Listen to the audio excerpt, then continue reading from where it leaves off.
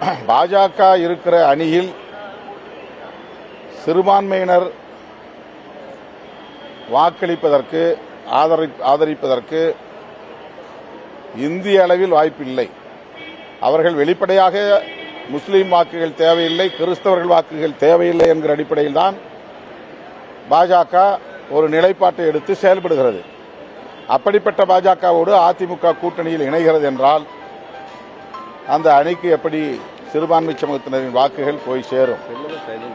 இந்த வக்ஃபு திருத்த சட்ட மசோதாவை எதிர்த்து மாநிலங்களவையிலே அதிமுக உறுப்பினர்கள் வாக்களித்திருக்கிறார்கள்.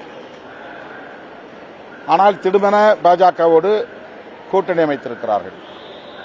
இந்த இடைப்பட்ட 2-3 நாட்களில் என்ன நிகழ்ந்தது? ஒரு வாரத்தில் என்ன நிகழ்ந்தது? மாநிலங்களவையிலே பாஜக அரசு கொண்டு வந்த வக்ஃபு திருத்த சட்டத்திற்கு எதிராக வாக்களித்த அதிமுக இன்றைக்கு பாஜகவோடு கூட்டணி அமைத்து அறிவிப்பு செய்திருக்கிறது என்றால்